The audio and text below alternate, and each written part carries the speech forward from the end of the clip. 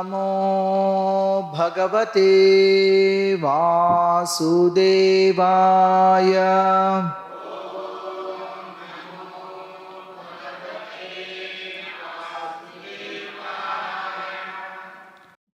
శ్రీమద్ భాగవతం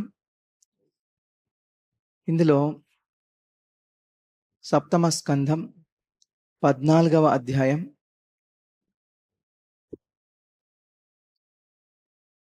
20, 21, 22, 23 శ్లోకాలు.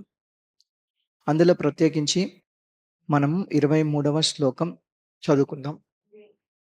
ద్వాదశ్యామనురాధాస్యాత్ శ్రవణస్తిస్రవుత్తరా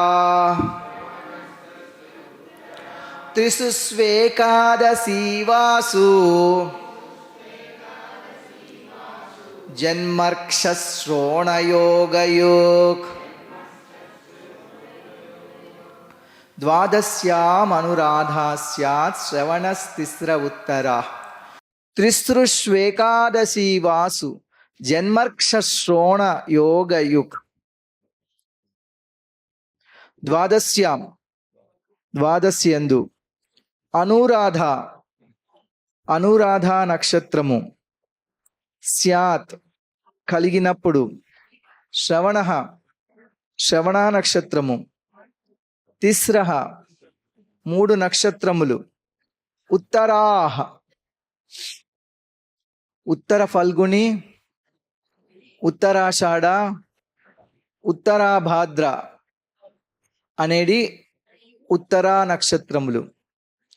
తిస్రుషు ఈ 3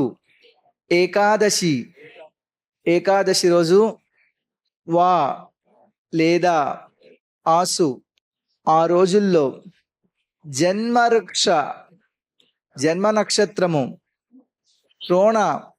శ్రవణ నక్షత్రముతో యోగయుగ్ కూడి ఉన్నట్టి.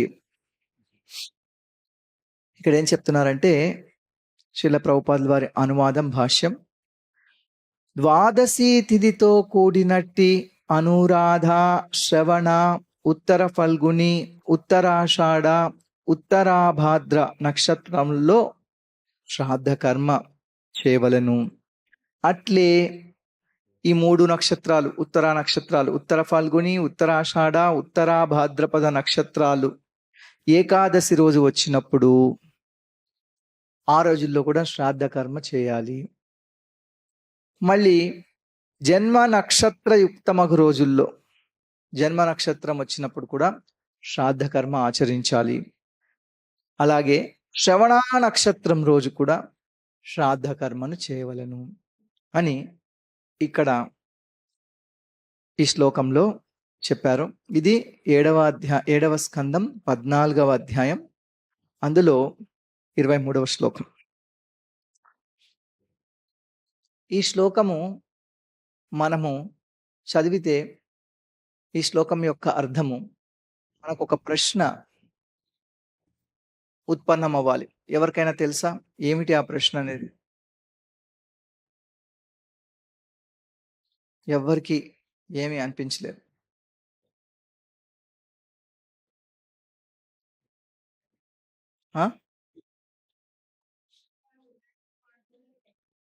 ఆ నక్షత్రాలు ఉన్న రోజు మాత్రమే చెయ్యాలా అనేది ఇక్కడ చెప్పట్లేదు.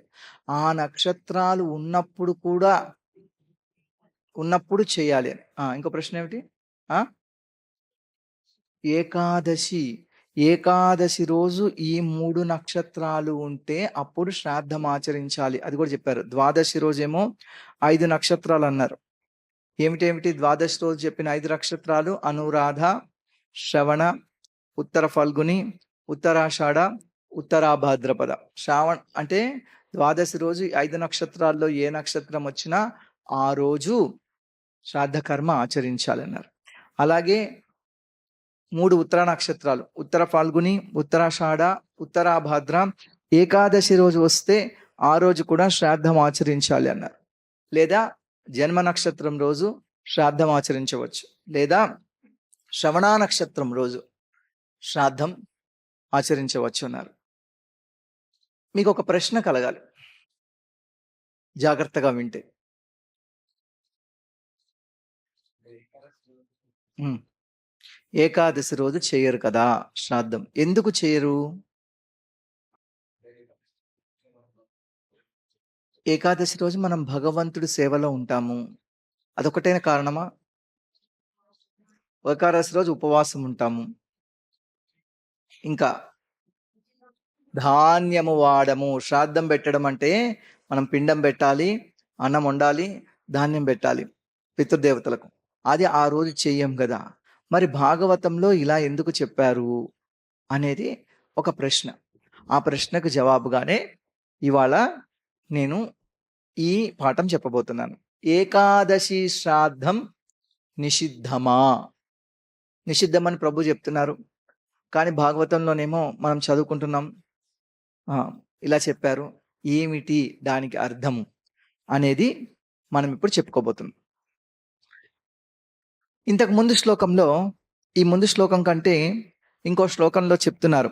కుర్యాదపరపక్షీయం మాసి ప్రౌష్టపదే ద్విజః శ్రాద్ధం పిత్రోర్యథా విత్తం తద్బంధూనాం చ విత్తవాన్.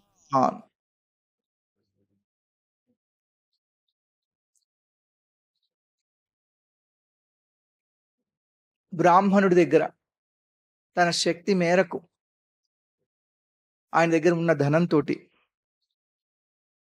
పితృదేవతలకు, తల్లిదండ్రులకు, అలాగే బంధువులకు, కొంతమంది బంధువులకు కూడా వాళ్ళకి పిల్లలు లేకపోయినా ఇంకేదైనా కొన్ని సమస్యలున్నా మనమే శ్రాద్ధ కర్మ ఆచరించాలి. ఇది తప్పనిసరిగా చేయాలని చెప్తున్నారు. కుర్యాత్ శ్రాద్ధం పిత్రోర్ యథావిత్తం తద్బంధూనాం చ విత్తః. ద్విజ అంటే బ్రాహ్మణుడనే కాదు, ఇక్కడ బ్రాహ్మణ క్షత్రియ వైశ్యుల్ని ముగ్గురిని కూడా విజులనే అంటారు. అంటే ఉపనయన సంస్కారం కలిగిన వాడిని విజుడు. వీళ్ళల్లో ఎవరైనా సరే తప్పనిసరిగా శ్రాద్ధం ఆచరించవలసిందే. ఇంకొక సమయం కూడా చెప్పారు. కుర్యాద్ అపరపక్షీయం మాసి ప్రౌష్టపదే ద్విజః. అపరపక్షం అంటే కృష్ణపక్షం, పరపక్షం అంటే శుక్లపక్షం, అపరపక్షం అంటే కృష్ణపక్షం. కృష్ణపక్షానికి శుక్లపక్షానికి తేడా ఏమిటి? ఎవరికైనా తెలుసా? మనం వింటూ ఉంటాం కదా, శుక్లపక్షం కృష్ణపక్షం. శుక్లపక్షానికి కృష్ణపక్షానికి తేడా ఏమిటి? శుక్లపక్షంలో ప్రతిరోజు చంద్రుడు పెరుగుతూ ఉంటాడు. శుక్లపక్ష చంద్రుడిలాగా దినదిన ప్రవర్ధమానమయ్యాడు అని చెప్పుకుంటూ ఉంటాం అప్పుడప్పుడు. శుక్లపక్షంలో చంద్రుడు ప్రతిరోజు పెరుగుతూ ఉంటాడు. చివరికి పూర్ణ చంద్రుడు మనం పూర్ణిమ రోజు చూస్తాం. కృష్ణపక్షంలో చంద్రుడు రోజు రోజుకు తగ్గుతూ ఉంటాడు. చివరి రోజు అమావాస్య. అమావాస్య నాడు చంద్రుడు అసలు కనిపించడు. అపరపక్షం అంటే కృష్ణపక్షం. పౌష్ఠప్రదం అంటే భాద్రపదం. భాద్రపద మాసంలో కృష్ణపక్షంలో ఈ శ్రాద్ధ కర్మ చేయాలంటున్నారు. ఎప్పుడది? మహాలయ పక్షాలను మనం చెప్పుకుంటాం కదా, పెద్దల పండగ అని. ఆ మహాలయ పక్షాల్లో కూడా శ్రాద్ధ కర్మను ఆచరించాలి అని ఇక్కడ చెప్తున్నారు. కొంతమంది ఏమంటారంటే, అసలు మనం భక్తులం కదా, మనం ఈ శ్రాద్ధ కర్మలు ఇవన్నీ చేయక్కర్లేదు, మనకు వీటితో సంబంధం లేదు అని చెప్తుంటారు. దానికి 11వ స్కందంలో భాగవతంలో ఉన్న ఒక శ్లోకం కూడా చెప్తున్నారు. అంటే ఎవరైతే శుద్ధ భక్తుడు ఉన్నాడో అతడుకు ఆ దేవతలకు కానీ, పితృదేవతలకు కానీ, ఇంకెవరికైనా అతడికి ఏ రకమైన రుణాలు అతనికి ఉండవు, అతను ఏమి చేయక్కర్లేదు అనే భావంలో చెప్తారు. మళ్ళీ అదే భాగవతంలో చాలా వివరంగా ఈ శ్రాద్ధ కర్మల గురించి చెప్పబడింది. ఎవరు మాట్లాడుకుంటున్నారు ఈ 7వ స్కందం? ఎవరికైనా తెలుసా? ఈ 7వ స్కందం మొత్తంలో కూడా ఎవరు మాట్లాడుకుంటున్నారు? ఎవరు ఎవరితో చెప్తున్నారు ఈ 7వ స్కందం? నారద మహర్షి ధర్మరాజు యుధిష్ఠిరుడికి చెప్తున్నాడు. చూడండి, నారద మహర్షి ఆయన మహాజనుడు. యుధిష్ఠిర మహారాజు భగవంతుడి యొక్క నిత్య పార్షదుడు, భగవంతుడి యొక్క అనుచరుడు, నిత్య పార్షదుడు. వాళ్ళిద్దరూ మాట్లాడుకుంటున్నారు. వాళ్ళిద్దరూ మాట్లాడుకుంటూ శ్రాద్ధ కర్మ గురించి చెప్పుకుంటున్నారు. ఇది తప్పనిసరిగా చేయాలి. శ్రాద్ధ కర్మ తప్పనిసరిగా చేయాలి. దీని గురించి ధర్మరాజు ప్రశ్నిస్తున్నాడు. ఆయన జవాబు చెప్తున్నారు. వాళ్ళిద్దరూ మాట్లాడుకుంటూ చేయాలి అని చెప్తున్నారు. భాగవతం చెప్తోంది. మనం ఇదేం అవసరం లేదు మనకి. మనం భక్తులం కాబట్టి అంటున్నాం. ఎవరికి అవసరం ఉంది? ఎవరికి అవసరం లేదు? ఎవరైనా చెప్పగలరా?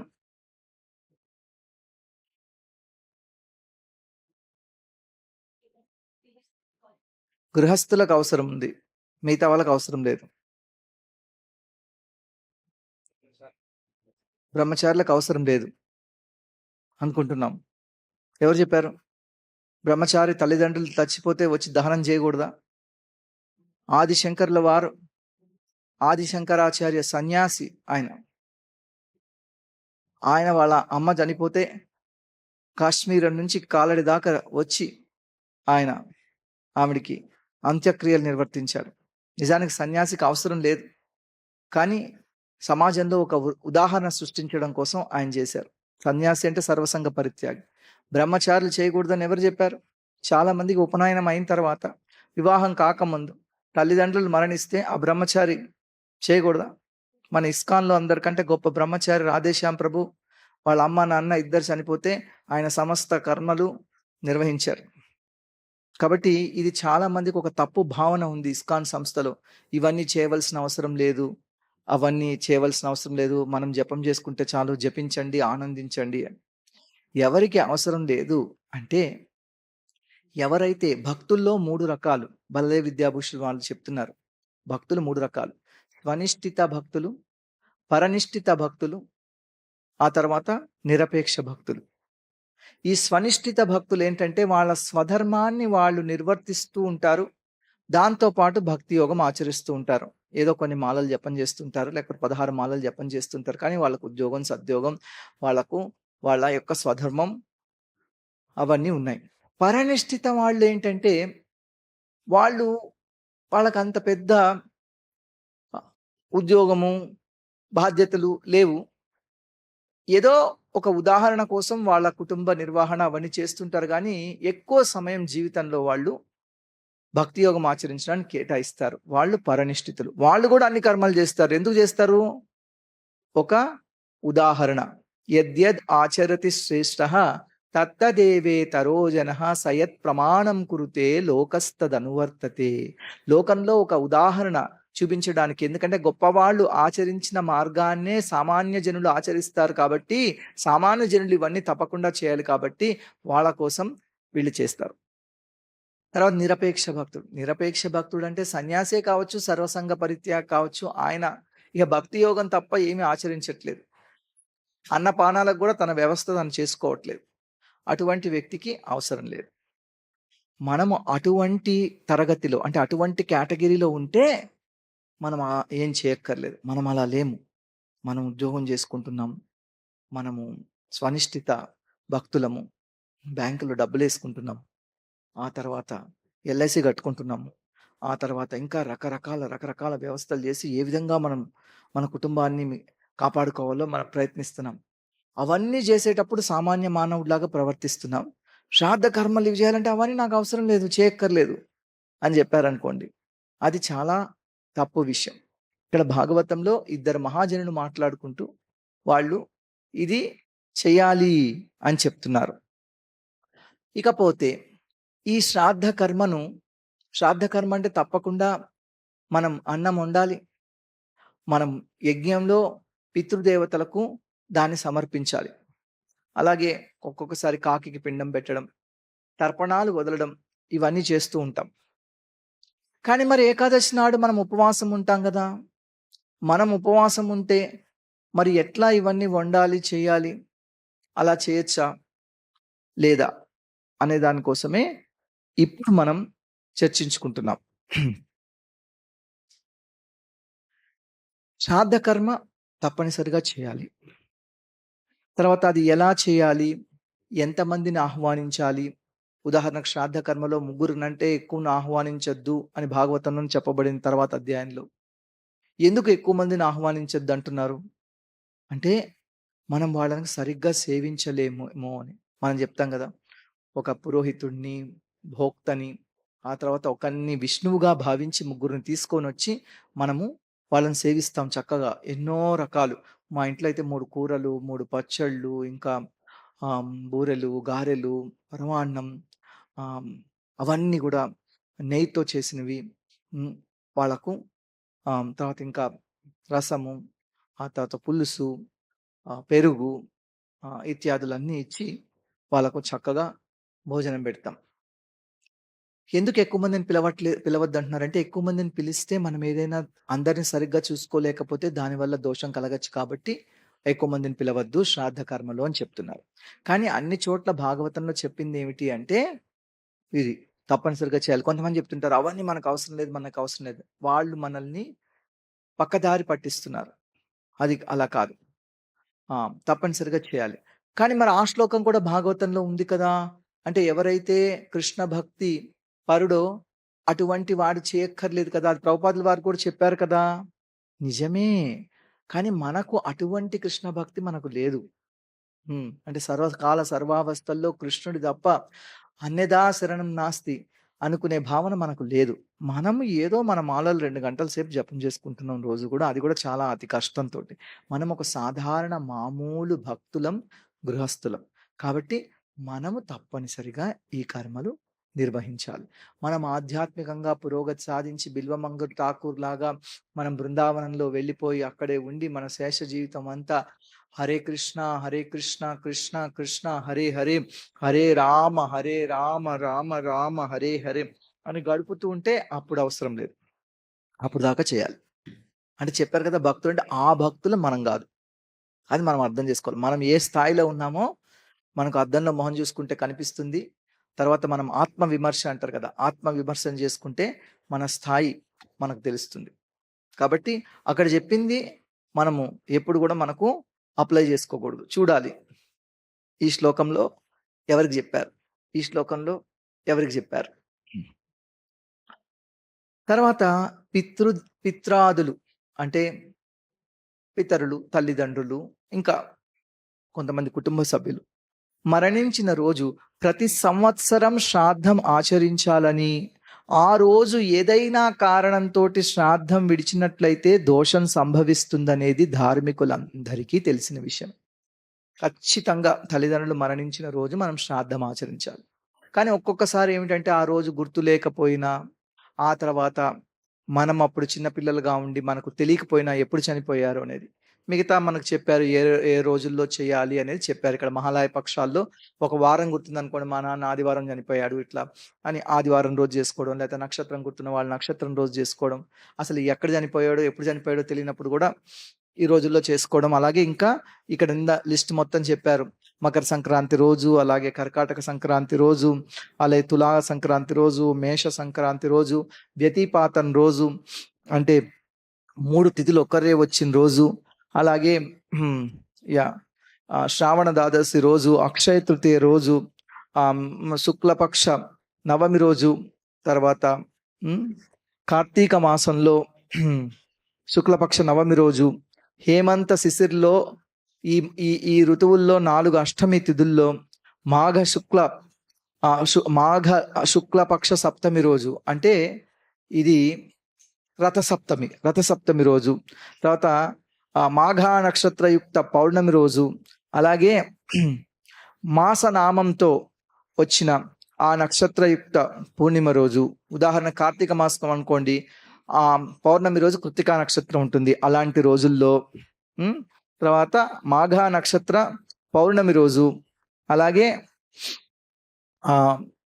చతుర్దశి రోజు శ్రాద్ధ కర్మం చేసుకోవాలి. ఇంకా కొన్ని రోజులు చెప్పారు.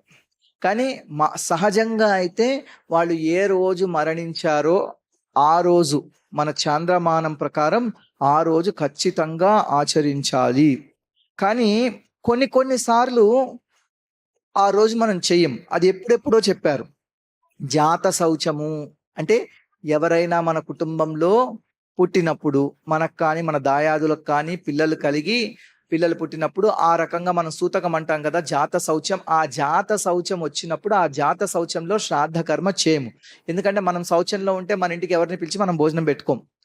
ఆ తర్వాత మృతా శౌచే, ఎవరైనా బంధువులు చనిపోయినప్పుడు మన కుటుంబ సభ్యులు కానీ దాయాదులు కానీ కొంతమంది బంధువులు కానీ వాళ్ళు మరణించినప్పుడు మనకు సూతకం వస్తుంది అంటారు కదా. ఆ అది మా వర్ణాన్ని బట్టి, ఆ తర్వాత కొన్ని కొన్ని సాంప్రదాయాలను బట్టి ఇప్పుడు మేనమామ చనిపోతే ఇన్ని రోజులని, తర్వాత దాయాదుల్లో బాబాయిలు కానీ పెద్దనాన్నలు కానీ వాళ్ళు చనిపోతే ఇన్ని రోజులని చెప్పారు. ఆ మృతా శౌచం వచ్చినప్పుడు చేయకూడదు. అలాగే గ్రహణం అప్పుడు, సూర్యగ్రహణం అప్పుడు, చంద్రగ్రహణం అప్పుడు శ్రాద్ధ కర్మ చేయకూడదు. అలాగే ఏకాదశి కాలం, ఏకాదశి నాడు శ్రాద్ధం చేయకూడదు. దీనికి అనేక ప్రమాణాలు ఉన్నాయి. ఉదాహరణకు ఇక్కడ ఒక స్మృతి వాక్యం ఒక చోట చెప్పారు, జాత శౌచ మృతా శౌచే గ్రహణైకాదశి వినా మృతాహం సమతిక్రమ్య చండాల కోటి జన్మసు.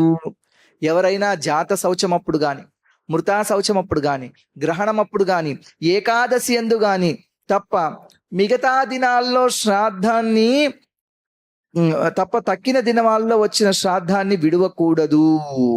అలా విడిచినట్లయితే కోటి జన్మలు చండాలుడై పుడతాడు. ఇది విశేషమైన విధి ఇక్కడ చెప్పారు. ఖచ్చితంగా శ్రాద్ధం చేయాలి. ఈ 4 రోజుల్లో వస్తే చేయకూడదు. ఆ రోజుల్లో జాత శౌచం, మృతా శౌచం, గ్రహణం అప్పుడు, ఏకాదశి అప్పుడు. అలా ఎవరైతే చేయరో వాళ్ళు కోటి జన్మలు చండాలుడై పుడతారు అని చెప్పారు. కాబట్టి ఏకాదశి నాడు చేయకూడదు. ఇదేమిటండి, ఇప్పుడే కదా మనం భాగవతం చదువుకున్నాం. భాగవతం అమల పురాణం, పరమ ప్రమాణం. వేరే పురాణంలో ఒక రకంగా చెప్పి భాగవతంలో ఇంకో రకంగా చెప్తే మనం భాగవతాన్ని కదా పాటించవలసింది అని మనం అనుకుంటాం. అది నిజమే, అది మనకు పెద్దలు చెప్పారు, ఆచార్యులు చెప్పారు, అది నిజమే. మరి ఇక్కడ చెప్పిన దానికి అర్థం ఏమిటి అంటే, దానికి ఇక్కడ జీవగోస్వామి వారు ఒకటి చెప్తున్నారు. చూడండి ఇక్కడ ఏం చెప్పారు జీవగోస్వామి వారు. ఏకాదశి తిథి నాడు పితరులకు శ్రాద్ధ కర్మ చేయరాదని శ్రీల జీవగోస్వామి పలు శాస్త్రాల నుండి ఉదాహరించారు. భాగవతం అలా చెప్తున్నారు, ఆచార్యులా చెప్తున్నారు. దాన్ని ఎలా అర్థం చేసుకోవాలి? తద్దినము ఏకాదశి రోజు వచ్చినచో శ్రాద్ధ కర్మను ఆ రోజుకు బదులు ద్వాదశి నాడు చేయవలెను. ఈ విషయం బ్రహ్మ వైవర్త పురాణం నందు ఇట్లు చెప్పబడింది. ఇక్కడ బ్రహ్మ వైవర్త పురాణంలో ఒక విషయం చెప్పారని శిల ప్రభుపాదుల వారు రాస్తున్నారు. ఇదే విశ్వనాథ్ చక్రవర్తి ఠాకూర్లు జీవగోస్వామి వారు చెప్పారు. జీవగోస్వామి వారు తన సందర్భాల్లో కూడా చెప్పారు. ఏకాదశి రోజు వస్తే తర్వాత రోజు చేయాలి. మరి ఇక్కడేమో ఆ రోజు ద్వాదశి రోజు కూడా చెయ్యొచ్చు, ఏకాదశి రోజు కూడా చెయ్యొచ్చు, ఈ 3 నక్షత్రాలు ఉన్నప్పుడు అని చెప్పారు కదా. మరి ఎలా అర్థం చేసుకోవడం అంటే, దానికి విశ్వనాథ చక్రవర్తి ఠాకూర్ల వారు చెప్తున్నారు. ఏకాదశి నాడు మన సూర్యోదయానికి ఏకాదశి ఉంటే ఆ రోజు మనము ఉపవాసం చేస్తాం. సూర్యోదయానికి ఏకాదశి నాడు ఉంటే, ఆ సూర్యోదయానికి ఏకాదశి తిథి ఉంటే ఆ రోజే మనం ఉపవాసం చేస్తాం. సూర్యోదయానికి ఏకాదశి లేకుండా ఏకాదశి 10ంటికో వచ్చిందనుకోండి, అప్పుడు మనం ఉపవాసం ఎప్పుడు చేస్తాం? తర్వాత రోజు చేస్తాం. ఎందుకంటే తర్వాత రోజు సూర్యోదయానికి ఏకాదశి ఉంటుంది సహజంగా. తర్వాత రోజు చేసి ఆ తర్వాత రోజు మనం పాలన చేస్తాం. శ్రాద్ధ కర్మ ఎన్నింటికి చేస్తాము ఎవరికైనా తెలుసా? మధ్యాహ్నం పూట, అపరాహ్నం అప్పుడు మధ్యాహ్నం పూట చేస్తాం. ఉదయము ఏకాదశి సూర్యోదయానికి లేదు, 10ంటికో వచ్చింది, మధ్యాహ్నం 12 గంటలప్పుడు, అపరాహ్నం వేళ 12-1 గంట సమయంలో ఏకాదశి ఉంది. ఆ రోజు శ్రాద్ధం పెట్టవచ్చు. ఆ ఏకాదశిని ఏమంటారంటే దశమి విద్ధమైన ఏకాదశి. అది ఏకాదశి అయినప్పటికీ కూడా ఉపవాసానికి పనికిరాదు, ఉపవాసానికి అనర్హమైనది. కాబట్టి అటువంటి ఏకాదశి రోజు మనం, ఎందుకంటే మా మామగారు మా బామ్మగారు ఇద్దరు కూడా ఏకాదశి నాడే పోయారు. వాళ్ళు ఇప్పటికి కూడా మా బంధువులంతా కూడా ఏకాదశి నాడే పెడతారు. కానీ నేను చాలా ఏకాదశి నాడు మనం ఉపవాసం ఉంటాం కాబట్టి ఆ రోజు వెళ్ళను. ఎప్పుడైతే సూర్యోదయానికి ఏకాదశి లేదో, మధ్యాహ్నం పూట ఏకాదశి ఉందో ఆ టైంలో మాత్రమే, ఆ రోజుల్లో మాత్రమే వాళ్ళు పిలిచినప్పుడు వెళ్తాం. వెళ్ళి అక్కడ భోజనం మనం చేస్తాం. ఇలా ఒకవేళ ఇలా చెప్తున్నారనమాట ఇంకా. కాబట్టి జాత శౌచాన్ని, మృత శౌచాన్ని, గ్రహణాన్ని, ఏకాదశి కాలాన్ని ప్రత్యేకంగా పరిగణించారు. అవి శ్రాద్ధానికి పనికిరావని అర్థమవుతుంది. ఏకాదశి అంటే ఇక్కడ సూర్యోదయానికి ఏకాదశి ఉన్న తిథి. జాత శౌచంలో, మృతా శౌచంలో, గ్రహణ కాలాల్లో ఎవరు కూడా శ్రాద్ధం పెట్టరు. సనాతన ధర్మం ఆచరించే వాళ్ళందరూ కూడా శ్రాద్ధం పెట్టరు. గ్రహణం అప్పుడు ఎవరు శ్రాద్ధం పెట్టడు. అలాగే మృతా శౌచంలో పెట్టరు, జాత శౌచంలో పెట్టరు. కానీ ఏకాదశి శ్రాద్ధం విషయంలో మాత్రం భిన్నాభిప్రాయాలు ఉన్నాయి. ఎందుకంటే కొంతమంది ఇప్పటికీ పెడుతున్నారు. చెప్పిన మా ఇంట్లో కూడా మా కుటుంబ సభ్యులు కొంతమంది, మా బాబాయిలు కానీ, మా అత్తగారు వాళ్ళు ఇప్పటికి కూడా ఇదే చేస్తున్నారు. ఇప్పుడు నేను వేదాల నుంచి, పురాణాల నుంచి, ధర్మశాస్త్రాల నుంచి కొన్ని సేకరించానమాట. ఎందుకంటే మనకు భాగవతంలో చెప్తున్నారు, జీవగోస్వామి వారు చెప్తున్నారు ఇక్కడ అలా చేయకూడదు అని. దీనికి ఇంకొన్ని వివరాలు స్వీకరించాం. ఇక్కడ కూడా చెప్తున్నారు అనమాట. ఏకాదశి నాడు శ్రాద్ధం ఆచరించకూడదు అనడానికి పురాణాల్లో అనేక ప్రమాణాలు ఉన్నాయి. ఉదాహరణకు బ్రహ్మవైవర్త పురాణంలో ఈ విధంగా చెప్పబడింది. ఇదే శ్లోకం శిలా ప్రభుపాదుల వారు చెప్తున్నారు. ఏ కుర్వంతి మహీపాల శ్రాద్ధం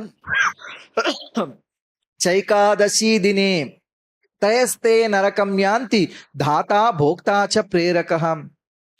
ఏకాదశి నాడు పితరులకు శ్రాద్ధ కర్మలు చేసినట్లయితే కర్త అంటే ఆ చేసేవాడు, పితరులు ఎవరి కోసమైతే మనం చేస్తున్నామో ఆ పితృదేవతలు, అలాగే భోక్త మన పురోహితుడు, వీళ్ళంతా కూడా నరకానికి వెళ్తారు. ఎవరైతే ప్రేరేపిస్తున్నారో చేయమని పురోహితుడు, ఎవరైతే చేస్తున్నారో కర్త, ఎవరి కోసమైతే చేస్తున్నామో వాళ్ళు. చూడండి, మనం వాళ్లకు నరకలోకాల్లో ఉన్న వాళ్ళని ఉద్ధరించి వాళ్ళని ఊర్ధ్వలోకాలకు పంపించాలని చెప్పి మనం శ్రాద్ధం పెడుతున్నాం. అలాగే శ్రాద్ధం పెట్టడం అనేది మన యొక్క విహిత ధర్మం.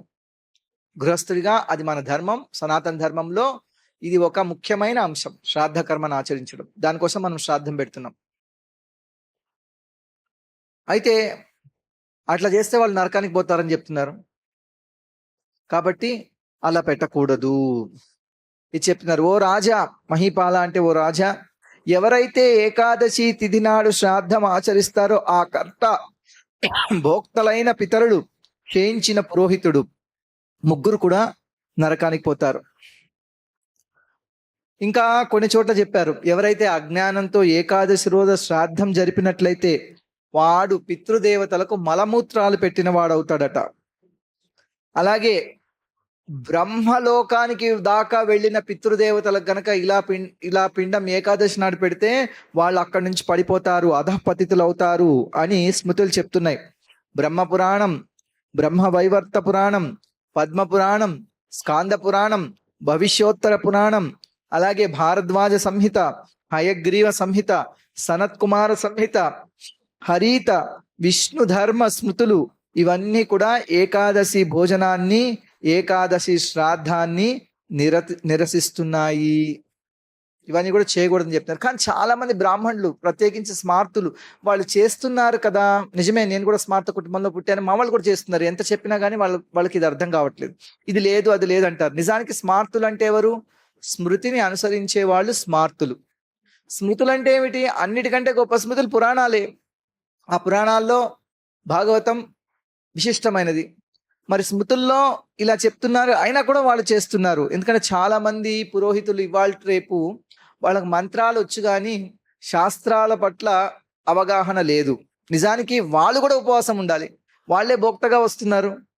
వాళ్ళు కూడా ఏకాదశి ఉపవాసం చేయాలి. వాళ్ళు ఉపవాసం చేయట్లేదు, తినడానికి వస్తున్నారు. అది తప్పు.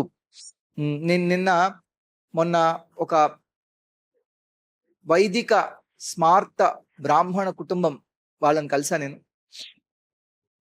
వాళ్ళు పిల్లలకి వేదం నేర్పించారు చక్కగా. చిన్నప్పుడే పెళ్లిళ్ళు చేశారు, అమ్మాయికి అబ్బాయిలకు కూడా. వాళ్ళని కలుసుకున్నాను. వాళ్ళు చెప్పారు వాళ్ళు ఏకాదశి నాడు ఉపవాసం ఉంటారు. ఎందుకంటే వాళ్ళకు శాస్త్రం పట్ల అవగాహన ఉంది. నిజానికి ఏకాదశి రోజు మా ఇంటికి వచ్చారు. నేను వాళ్ళకు కొన్ని పళ్ళు అవి కూడా ఇవ్వబోయాను, అవి కూడా తినమని చెప్పారు వాళ్ళు. వాళ్ళు ఉపవాసం ఉంటున్నారు. ఇక ఉండలేకపోతే ఎప్పుడైనా జలం మాత్రం స్వీకరిస్తారు కానీ పిల్లలు, ఖచ్చితంగా మేమందరం ఏకాదశి నాడు జలం కూడా తీసుకోము, నిర్జలం అని చెప్తున్నారు. కాబట్టి చాలా మంది ఈ విధంగా ఈ స్మృతి వచనాన్ని, శాస్త్ర వచనాన్ని నిర్లక్ష్యం చేస్తూ ఏకాదశి నాడు మరణించిన తమ పితృదేవతలకు పాపభూయిష్టమైన ఏకాదశి శ్రాద్ధం పెడుతూ వాళ్ళను ఊర్ధ్వలోకాలకు వెళ్ళే అవకాశం ఇవ్వకుండా వాళ్ళని నరకలోకాలకు పంపిస్తున్నారు. ఇంకా కొంతమంది ఏమంటారంటే, అయ్యా ఇది పురాణాల్లో చెప్పుండొచ్చు కానీ వేదంలో చెప్పలేదు కదా.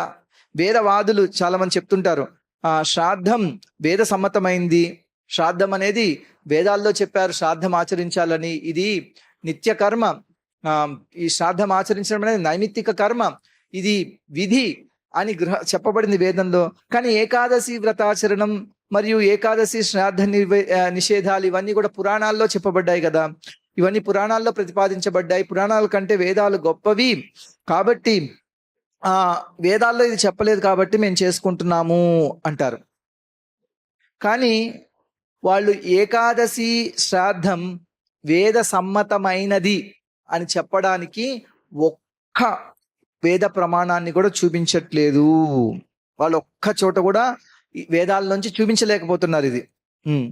ఈ వాదనలకు వ్యతిరేకంగా ఏకాదశి శ్రాద్ధ నిషేధాన్ని సమర్థిస్తూ సుమారు 200 సంవత్సరాల క్రితం ఆయన ఒక పుస్తకం రాశారు. ఆ పుస్తకంలో ఇవి కూడా ప్రస్తావించారు. దాని పేరు ఏంటంటే పరమ వైదిక సిద్ధాంత తత్వ రత్నాకరం అనే ధర్మశాస్త్ర గ్రంథాన్ని శ్రీభాష్యం రామానుజాచార్యుల వారని ఆయన రాసి అందులో 2 వేద ప్రమాణాలు చెప్పారనమాట ఏకాదశి రోజు చేయకూడదు అనడానికి. చూడండి, వేదాల్లో కూడా అనేక శాఖలు ఇప్పుడు దొరకట్లేదు మనకి. ఈయన చెప్పింది ఆయన రాశారు ఆ పుస్తకంలో కాబట్టి దాన్ని బట్టి మనం అర్థం చేసుకోవచ్చు. ఇప్పుడు మనకు దొరికిన వేద శాఖల్లో వెతికితే ఇది దొరకకపోవచ్చు, అయినా వారు చెప్పారంటే ఖచ్చితంగా అది ప్రమాణమే అని మనం భావించవచ్చు. ఏకాదశ్యాం పక్షే పక్షే చోపవసే తస్యాం న హోతవ్యః న భోక్తవ్యః న ప్రీత్యర్థం స్వధాకారః న స్వపేత్ న వ్రచేత్ ఏతద్ దేవాశ్చ ఋషయశ్చ సిద్ధాశ్చ భూపాశ్చ యది హవా తస్మిన్ దినే శ్రాద్ధం కుర్యాత్ తర్పయేత్ జుహ్యాత్ స బ్రహ్మః స గోగ్నః స పితృః భవతీతి. ఎంత పాపమో ఇక్కడ చెప్తున్నారు. ఏకాదశి రోజున ఉపవాసం చేయాలి, ఆ రోజు హోమం కానీ భోజనం కానీ పితృదేవతలకు శ్రాద్ధం కానీ చేయకూడదు, ఇంకా నిద్రపోకూడదు, ప్రయాణం చేయకూడదు, నీరు కూడా తాగకూడదు. దేవతలు సిద్ధులు ఋషులు రాజులు కూడా ఈ నియమం పాటించాలి. ఇంకా ఆయన ఇంకొక వేద ప్రమాణం కూడా చెప్తున్నారు, శతపథ బ్రాహ్మణంలో నుంచి అని చెప్తున్నారు 96వ అధ్యాయంలోంచి. అథ పరస్మిన్ బ్రహ్మ దివసే నాగ్ని జుహ్యాత్ న శ్రాద్ధం కుర్యాత్ న స్వాధ్యాయం న దేవర్షి పితృన్ తర్పయేత్ యదివా మోహేన కుర్యాత్ స గోగ్నః స పితృః స మాతృః భవతి. ఒకవేళ అజ్ఞానంతో ఎవరైనా ఏకాదశి రోజు శ్రాద్ధాన్ని గాని తర్పణాన్ని గాని హోమాన్ని గాని చేస్తే అట్లు వాడు బ్రహ్మహత్య గోహత్య మాతృ పితృహత్యను చేసిన వాడు అవుతాడు అంటున్నారు. కాబట్టి చేయకూడదు. మరి కొంతమంది ఏం చేస్తున్నారంటే భాగవత పరమార్థం తెలియని వాళ్ళు కొంతమంది, అయ్యో పురాణవాదులే చెప్తున్నారు భాగవతం ఏకాదశి శ్రాద్ధాన్ని సమర్థిస్తోందని ఈ శ్లోకం చెప్తున్నారు. ఈ శ్లోకం ఏమిటి? ద్వాదశ్యామనురాధా స్యాత్ శ్రవణస్తిస్ర ఉత్తర త్రిషు స్వేకాదశి వాసు జన్మర్క్ష శ్రోణ యోగయు. అంటే ద్వాదశి నాడు అనురాధ నక్షత్రము, అలాగే శ్రవణ నక్షత్రము, 3 ఉత్తరా నక్షత్రాలు అంటే ఉత్తరాషాఢ, ఉత్తర పాల్గుని, ఉత్తరా భాద్రపద నక్షత్రాలు, అలాగే త్రిషు స్వేకాదశి వాసు, అలాగే ఏకాదశి నాడు ఈ 3 ఉత్తరా నక్షత్రాలు వస్తే, ఉత్తర పాల్గుని, ఉత్తరాషాఢ, ఉత్తరా భాద్రపద నక్షత్రాలు వస్తే, అలాగే శ్రవణ నక్షత్రం రోజు, అలాగే జన్మ నక్షత్రం రోజు శ్రాద్ధం చేయవచ్చు అని ఈ శ్లోకాన్ని చెప్తున్నారు.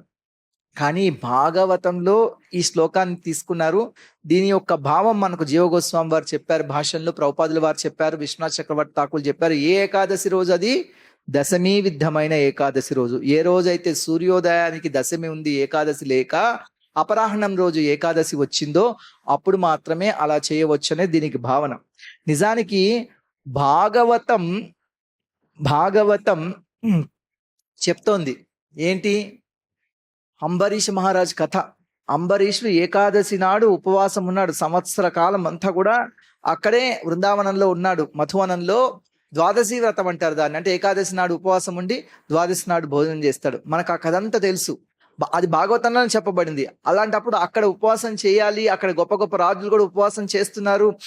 ఇంకా ఆ భోజనానికి వచ్చిన భక్తి ఎవరు అక్కడ? దుర్వాసముని. 60,000 మంది శిష్యులతో ఆయన వచ్చాడు. ఆయన కూడా ఉపవాసంతో ఉన్నాడు, కటకటలాడుతున్నాడు. స్నానానికి వెళ్ళి సంధ్యావందనం చేసుకొని వస్తా అన్నాడు. వచ్చాడు. ఆ వచ్చే లోపల ఈయన ద్వాదశి తిథి వెళ్ళిపోతుందేమో అని ఈయన కొంచెం జలం దాగాడు.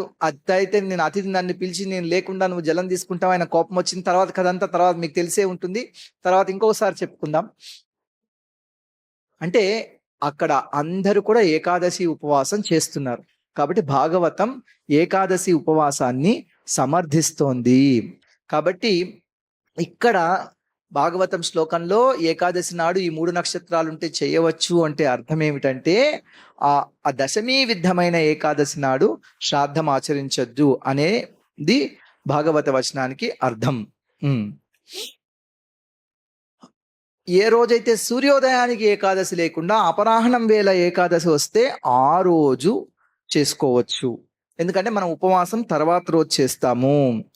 భాగవత పురాణం ఏకాదశి వ్రతాన్ని ద్వాదశి పారణను కొనియాడుతోంది. ఎందుకంటే అంబరీష్ మహారాజ్ అంత గొప్ప భక్తుడు, ఆయన ఏకాదశి వ్రతం చేశాడని భాగవతం కొనియాడుతోంది. కాబట్టి భాగవతం మళ్ళీ ఏకాదశి రోజు భోజనం చేయమని చెప్పడం అది ఒక తప్పుడు వితండ వాదన.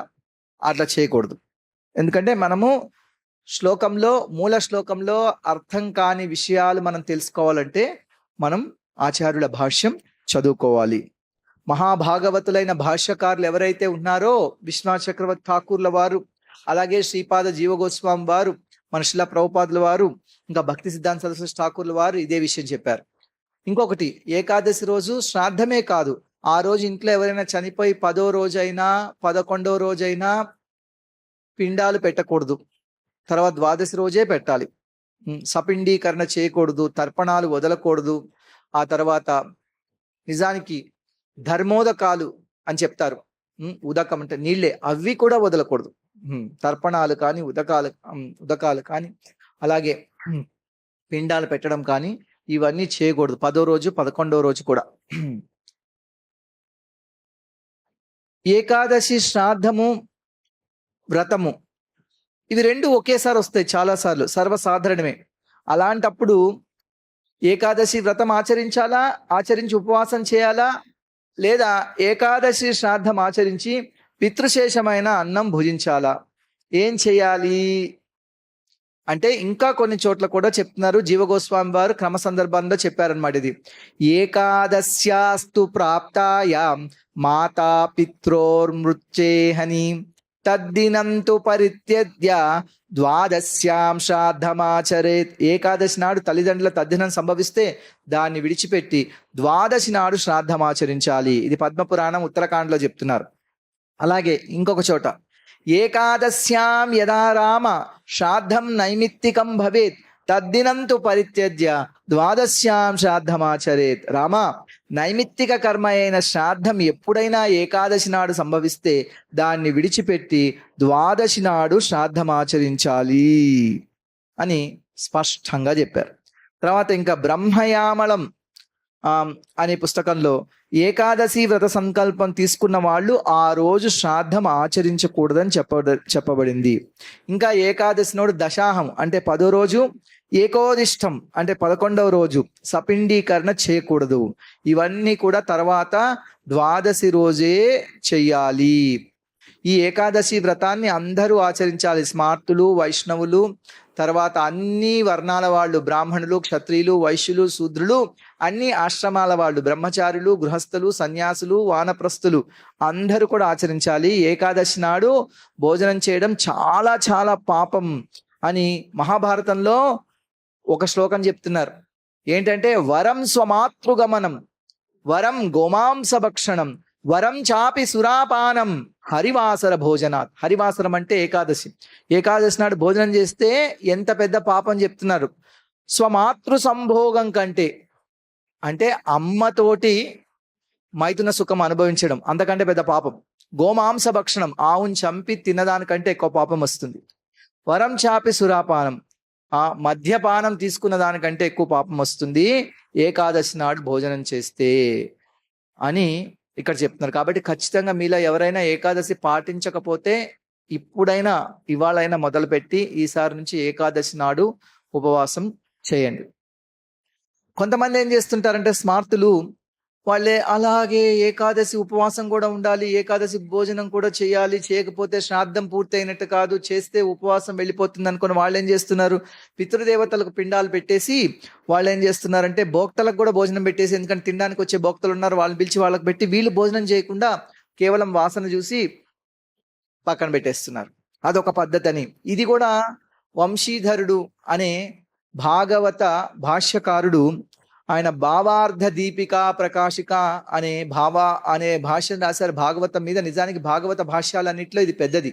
శ్రీధర స్వామి వారైతే భావార్థ దీపిక అనే భాష్యం రాశారు. దాన్ని ఇంకా దానిలో ఉన్న దాన్ని ఇంకా విపులీకరిస్తూ ఈయన భావార్థ దీపిక ప్రకాశిక అనే పుస్తకం రాశారు.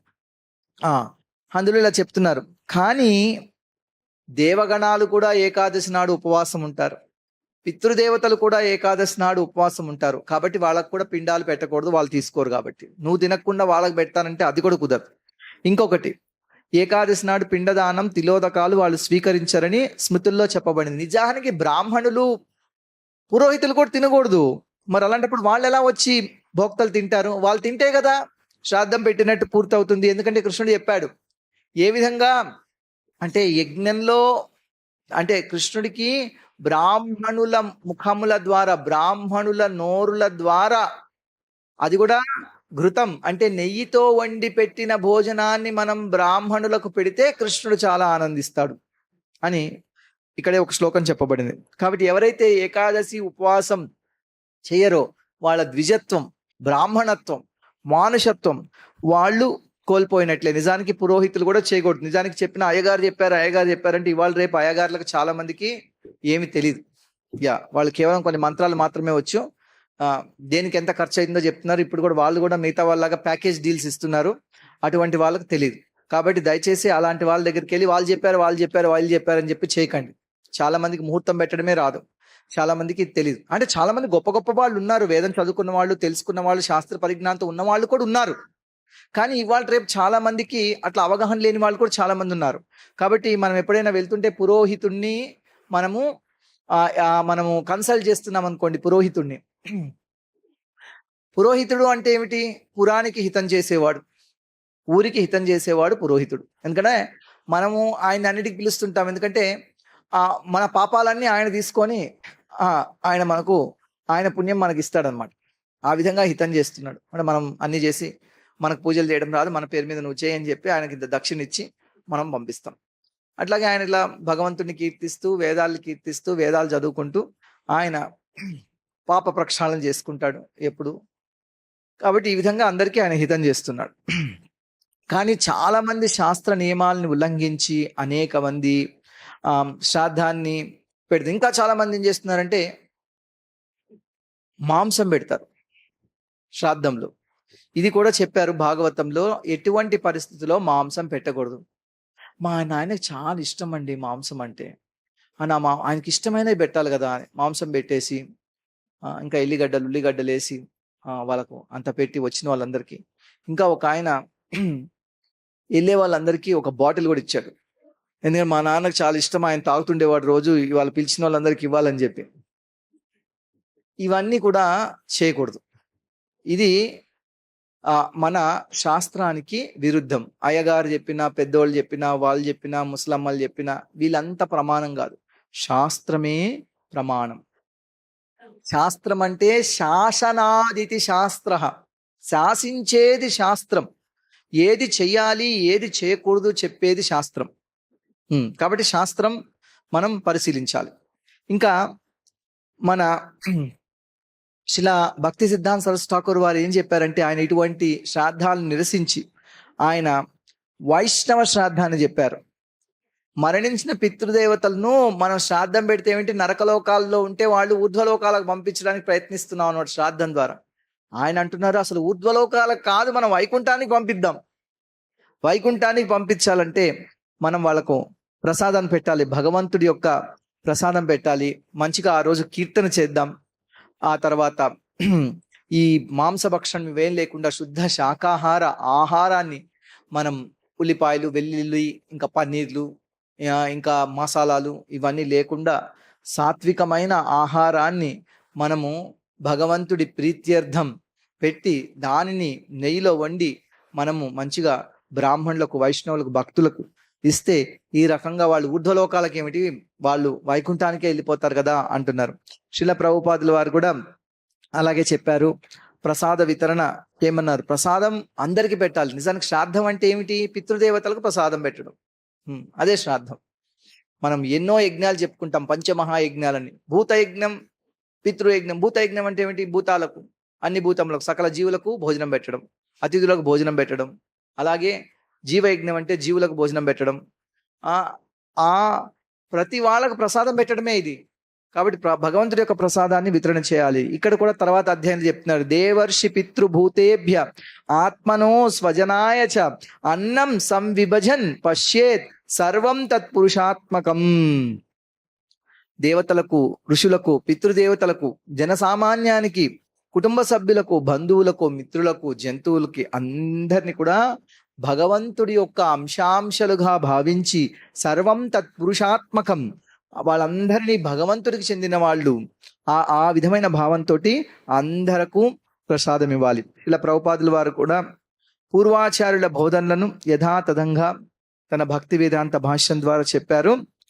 ఇప్పుడు ఏకాదశి శ్రాద్ధం గురించి అనేక భిన్నాభిప్రాయాలు ఉన్నప్పటికీ కూడా నిజమైన శాస్త్ర సమ్మతమైన విధానం ఏమిటంటే ఏకాదశి రోజు శ్రాద్ధము నిషిద్ధము. ఏకాదశి రోజు పెట్టకూడదు.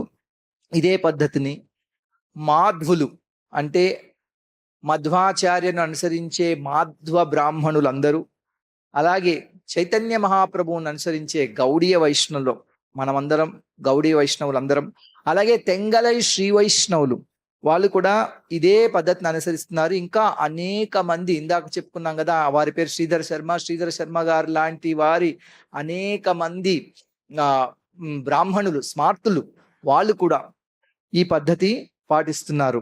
ఇది శాస్త్ర సమ్మతమైనది, నిస్సందేహంగా, సహేతుకంగా అనేక ప్రమాణాలతోటి ఇప్పుడు మనం చెప్పుకున్నాం, ఇది నిరూపించబడింది. కాబట్టి తర్వాత ఇంకెవరైనా మీకు చెప్పినా కానీ ఇది చేయొచ్చు, అది చేయొచ్చు అని అట్లా చేయకండి.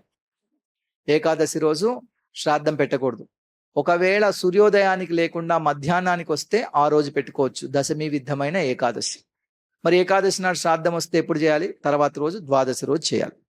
అలాగే 10వ రోజు కానీ 11వ రోజు కానీ, లేకపోతే మనం పిండాలు, తర్పణాలు, ధర్మోదకాలు వదిలేటప్పుడు ఆ రోజు ఏకాదశి అయితే ఆ రోజు కూడా చేయకూడదు. హరే కృష్ణ. ఇప్పుడు ఎవరికైనా ఏమైనా ప్రశ్నలు ఉంటే అడగవచ్చు, చెప్పండి.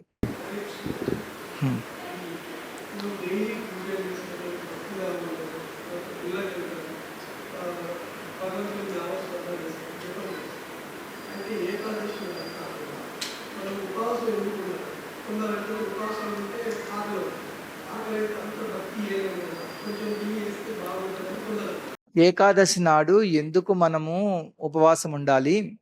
ఏకాదశి నాడు ఉపవాసం ఉంటే ఆకలి ఎక్కువ వేస్తుంది కదా.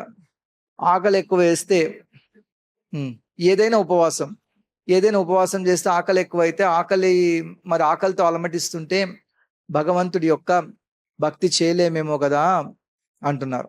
దానికి మన శ్రీల ప్రభుపాదుల వారు, ఆ తర్వాత పూర్వాచార్యులు కొన్ని పద్ధతులు ప్రవేశపెట్టారు. నిజానికి తపస్సు లేకపోతే మనము ఆధ్యాత్మికంగా పురోగమించాలి. ప్రతి ఒక్కళ్ళు కూడా తపస్సు చేయాలి. తపో దివ్యం పుత్రకాయేన సత్వం అని ఋషభదేవుడు పుత్రులందరికీ చెప్పాడు.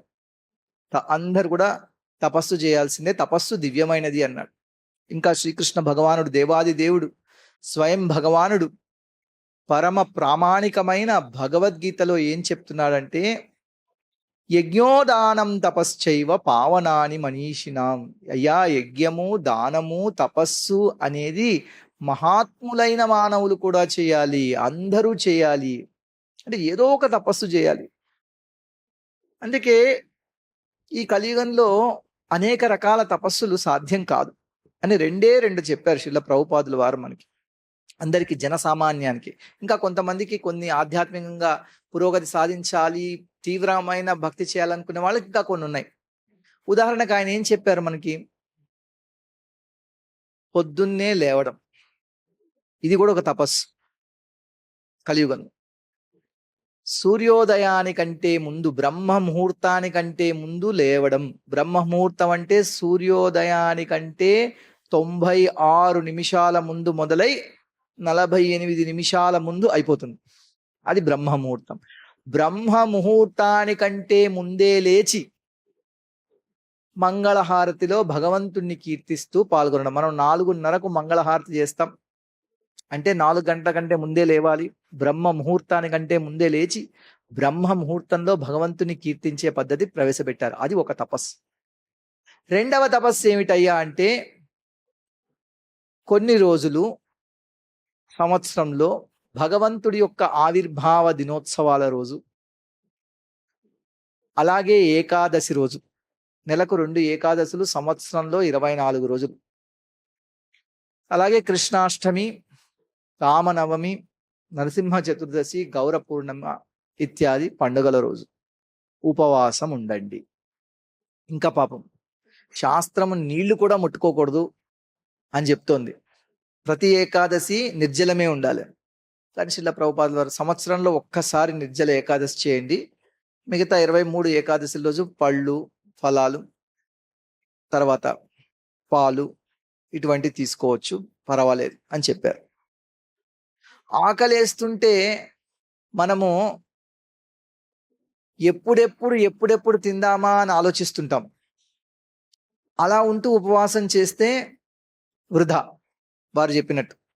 అదే సమయంలో ఏకాదశి నాడు అన్నీ తినేసి పంచభక్ష పరమాన్నాలు టీవీ చూసుకుంటూ ఏదో టెంపుల్కి వెళ్ళి వచ్చేస్తానంటే అది కాదు. నిజానికి ఉపవాసము అంటే ఏమిటి, ఎవరికైనా అర్థం తెలుసా? ఉపవాసం అంటే అర్థం ఏమిటి? భగవంతుడికి దగ్గరగా ఉండడం. ఉపవాసము, చాలా మంది దాన్ని నిరాహారం అనుకుంటారు, అన్నం తినకుండా ఉండడం ఉపవాసం. ఉపవాసము అంటే ఏమిటి అంటే, ఆ రోజు వాట్సాప్ లేదు, ఆ రోజు టీవీ లేదు, ఆ రోజు ఏమి లేవు, ఆ రోజు కేవలం భగవంతుడినే స్మరించుకోవడం. యూట్యూబ్లు, ఛానల్స్ ఇవి ఏం లేవు, ముచ్చట్లు లేవు.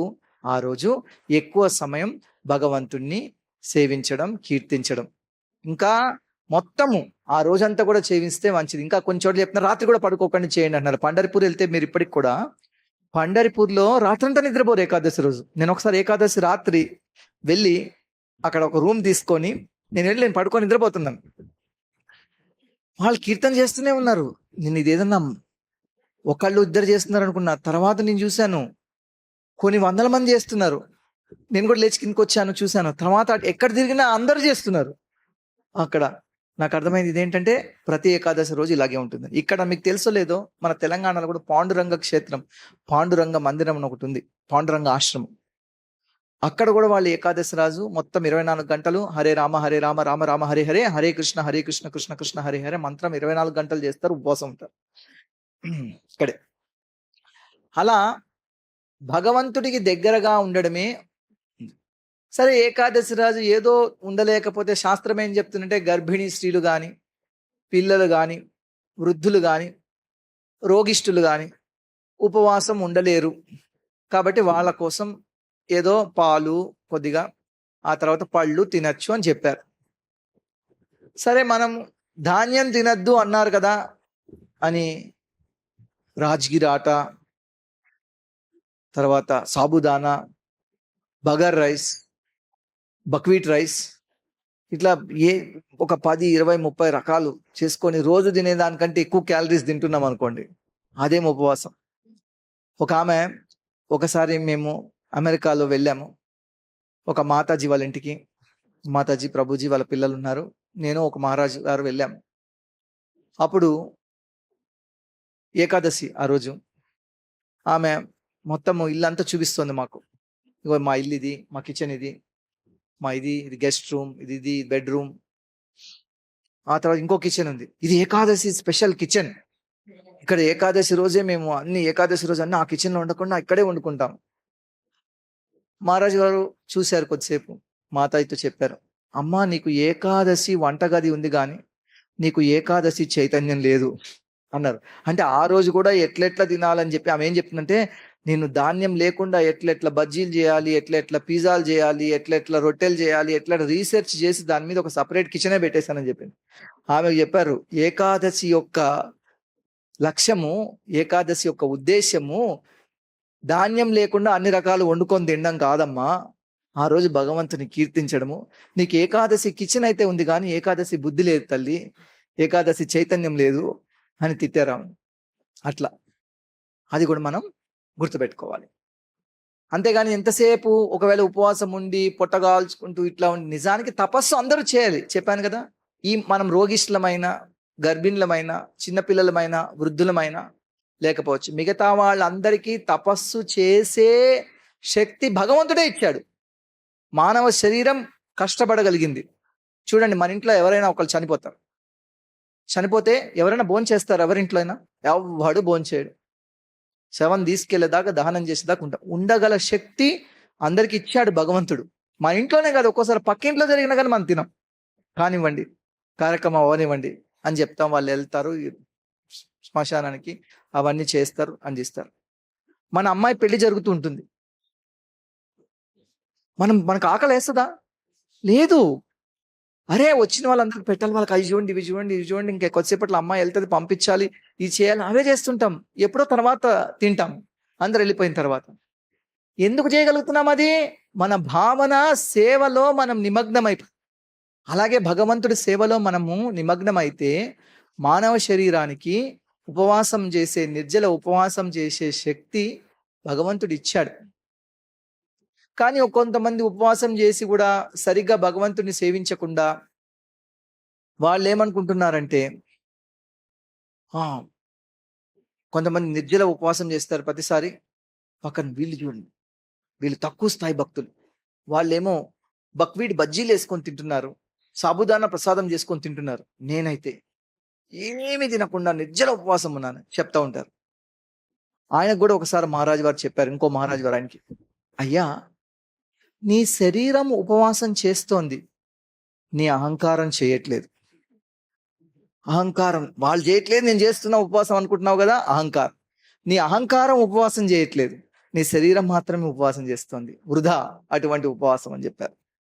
కాబట్టి ఉపవాసం చెయ్యాలి, ఆ శక్తి భగవంతుడే ఇస్తాడు. నేను కూడా కొన్నిసార్లు అనుకుంటాను, నేను డయాబెటిక్ పేషెంట్ని, తినకపోతే ఏమవుతుందని ఎప్పుడు ఏం తినాలనగానే ఒక ట్యాబ్లెట్ జేబులో పెట్టుకోవాలన్నమాట టైంకి. ఆ ట్యాబ్లెట్ ఉంటుంది ఎలా అని. కానీ నాకు అనేక సార్లు అనిపిస్తుంది, నేను చాలాసార్లు ఏదైనా ఒక సేవలో నిమగ్నం అయిపోయినా, ఎక్కడికన్నా వెళ్తున్నా చేయకపోయినా, ఎవరు ప్రసాదం ఇచ్చేవాళ్ళు లేకపోయినా అప్పుడు ఆకలి వేయట్లేదు. అంటే మనం దేనిలో అయినా నిమగ్నం అయిపోయి ఉంటే మనకు ఆకలేదు. అలాగే భగవంతుని కీర్తిస్తుంటే. కానీ కడుపు మార్చుకొని ఆకలేస్తుంటే నేను ఫోర్స్ చేసుకోకండి, మిమ్మల్ని మీరు ఆ విధంగా ఫోర్స్ చేసుకోండి. తినండి, ఏదో ఒకటి పర్వాలేదు. శిల ప్రభుపాదులు వారు చెప్పారు తినమని. అనుకల్ప ప్రసాదం అంటారు మన వాళ్ళు చాలా మంది, ఏకాదశి ప్రసాదం.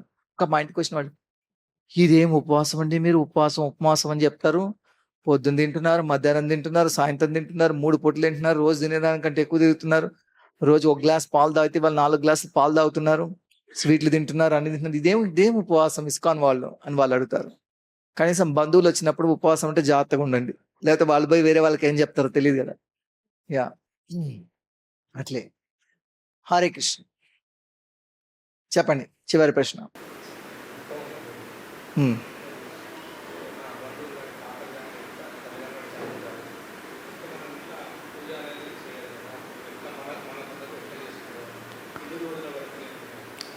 ఇప్పుడు మన బంధువులు ఎవరైనా చనిపోతే మనకు మృతా శౌచం వస్తుంది కదా, సూతకం వస్తుంది కదా, మరి ఇంట్లో మనం పూజలు అవి చేసుకోవచ్చా?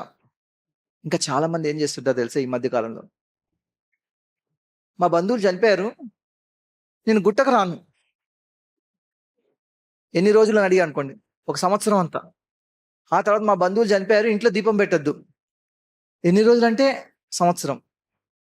ఈ సంవత్సరం ఒక బంధువు పోతాడు, అయిపోయింది, ఒక సంవత్సరం దీపం పెట్టారు. నెక్స్ట్ ఇయర్ ఇంకో బంధువు పోతాడు, ఇంకో సంవత్సరం. ప్రతి ఒక్కరికి 100 మంది బంధువులు అయితే ఉంటారు కదా. సంవత్సరానికి ఒక్కడు పోయాడు అనుకోండి, నీ జీవితకాలంలో నువ్వు దీపం పెట్టలేవు. శాస్త్రాన్ని విపరీతంగా అన్వయించుకొని అర్థం చేసుకోకూడదు. మన కులాన్ని బట్టి, వర్ణాన్ని బట్టి మనకు మృతా శౌచము ఎన్ని రోజులో చెప్పబడింది. ఎన్ని రోజులయ్యా మృతా శౌచము అంటే కొంతమందికి 10 రోజులని, కొంతమందికి 15 రోజులని, ఇంకా కొంతమంది కొంత ఎక్కువ, కొంతమందికి నెల రోజులు అని చెప్పబడింది. అదేమిటి కొంతమందికి 10 రోజులే శౌచం, కొంతమందికి 30 రోజులు? ఎందుకంటే వాళ్ళ వర్ణాన్ని బట్టి, వాళ్ళ కులాన్ని బట్టి కాదు, వాళ్ళ జన్మని బట్టి కాదు, వాళ్ళ వర్ణాన్ని బట్టి వాళ్ళకి ఇన్ని రోజులని చెప్పబడింది. బ్రాహ్మణులకు 10 రోజులు, శూద్రులకు ఉదాహరణకు 30 రోజులు. ఎందుకంటేట బ్రాహ్మణుడు అనేవాడు శాస్త్రం చదువుకున్నాడు కాబట్టి 10 రోజుల్లో దుఃఖం పోతుంది. శూద్రుడు అనేవాడు ఇంకా కొన్నాళ్ళు ఎక్కువ ఏడుస్తాడు. కాబట్టి ఇట్లా ఏడుస్తూ ఉంటారు కాబట్టి అన్ని రోజుల్లో ఆ సమయంలో మనం క్లీన్గా ఉండం. ఏడుస్తూ ఉంటే ఎక్కడ పడితే అక్కడ పడుకుంటాం, ఏది పడితే అది చేస్తుంటాం, ఎవరు వచ్చినా వాళ్ళని పట్టుకొని ఏడుస్తుంటాము. అందుకని ఆ సమయంలో పూజలు చేయొద్దు అన్నారు. అది కేవలం 10 రోజుల నుంచి 30 రోజుల వరకే. తండ్రి చనిపోయి మనము కర్మలాచరించిన 13వ రోజు సాయంత్రం నుంచి ఆయన మందిరానికి వెళ్ళి భగవంతుడి యొక్క దర్శనం చేసుకోవడానికి అర్హుడే. భర్త చనిపోయినా కానీ 13వ రోజు నుంచి 13వ రోజు సాయంకాలం నుంచి వెళ్ళవచ్చు అనేది మనుధర్మ శాస్త్ర వచనం. గుట్టకు వెళ్ళొచ్చు, దీపం పెట్టుకోవచ్చు. తర్వాత రోజు మనం చేసే నిత్య పూజలన్నీ చేసుకోవచ్చు. జీవితం అంతా దీపం పెడుతున్నారు అనుకోండి, ఈ 13 రోజులు కాకుండా తర్వాత రోజు మనం దీపం పెట్టుకోవచ్చు. 13 రోజులు ఒకవేళ మీ కులంలో 15 అంటే 15, 20 అంటే 20, 30 అంటే 30, అంతే మ్యాక్సిమం.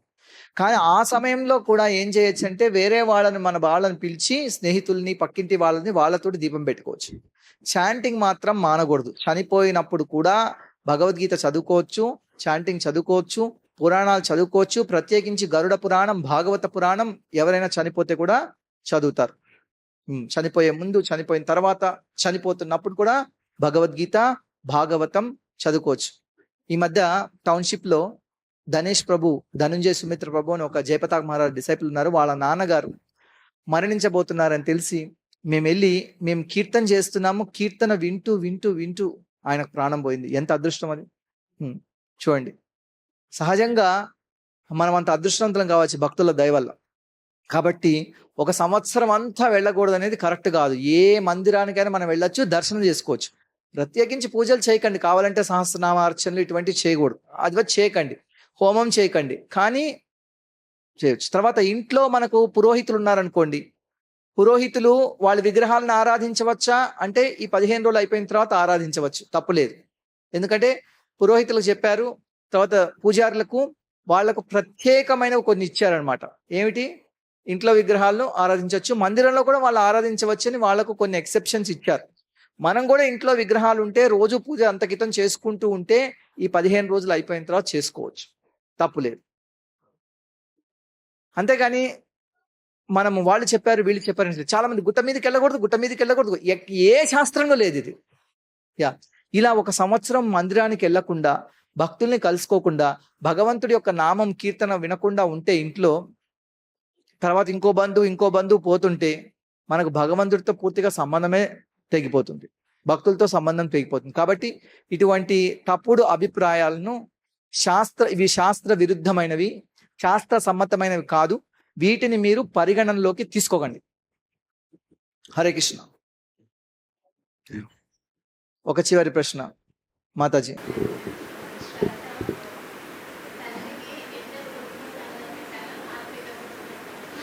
తల్లికి 2 కొడుకులుంటే శ్రాద్ధం 2 పెట్టాలా, ఒకడే పెట్టాలా? అందరికీ బాధ్యత ఉంటుంది. పెద్దవాడిని కర్త, మనం ఒక్కడనే కర్త అంటాం దేనికైనా, అది పెద్దవాడు. ఏ కారణంతో అయినా పెద్దవాడు కుదరకపోతే రెండో వాడు, తర్వాత వాళ్ళు చేయవచ్చు. దశరథునికి కర్మ చేయడానికి రాముడు స్వయంగా లేడు, భరతుడితో చేయించాడు. అలాగే ఈ మధ్య బాలకృష్ణ ప్రసాద్ గారు ఒక మంచి గాయకుడు, ఆయనే కదా చనిపోయింది, ఈ మధ్య చనిపోయారు. వాళ్ళ పెద్ద కొడుకు అమెరికాలో ఉన్నాడు, ఏదో కారణంతో రాలేకపోయాడు. రెండో వాడు కూడా ఉన్నాడు, కానీ ఆయన వచ్చాడు, ఆయన చేశాడు తండ్రికి. కాబట్టి సహజంగా పెద్దవాళ్ళు. వాళ్ళు లేనప్పుడు, అలా కుదరనప్పుడు రెండో వాళ్ళు, మూడో వాళ్ళు చేయొచ్చు. కానీ అందరూ ఇందులో పాలు పంచుకోవాలి శ్రాద్ధ కర్మలో. మా నాన్న, బాబాయ్ ఇప్పటికి కూడా చూస్తుంటా నేను. వాళ్ళిద్దరు కలిసే చేస్తారు.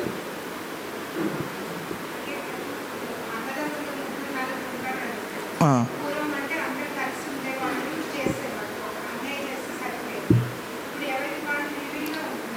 ఎవరికి వాళ్ళు విడిగా ఉంటున్నారు కదా. అందరు పూర్వంలోలాగా అన్నదమ్ములందరూ కలిసి లేరు కదా. ఒకే ఇంట్లో, ఒకే సావిట్లో, తర్వాత ఒకే కాంపౌండ్లో.